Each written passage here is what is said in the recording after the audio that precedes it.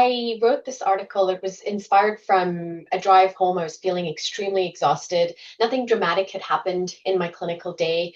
I'm an acute care psychiatrist in Northern Canada, so I service underserviced communities and small communities. And the article really came from this patient I was thinking about that didn't show up for their appointment. And we often don't think about or talk about what happens when the chart is closed in medicine. We're often trained in medicine to be extremely efficient, to hold it together, to compartmentalize the painful, hidden parts of grief and emotional burden we carry with our patients. And oftentimes, yes, we're really good at becoming efficient, documenting efficiently, compartmentalizing beautifully, and that shows up somewhere. And that shows up on your drive home. That shows up in your dinner conversation with your family or your spouse or your loved ones. It shows up in the way your shoulders hunch towards your ears.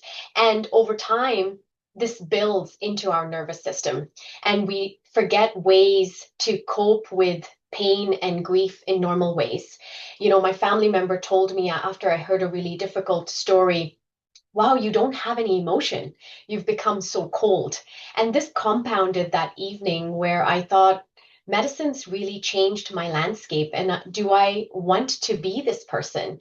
And there was a reflection on the loss of the person I was when I started medicine, that sort of warm hearted person that felt like I was going to save lives and make a difference. And there's times when I go home and feel like, am I actually doing that?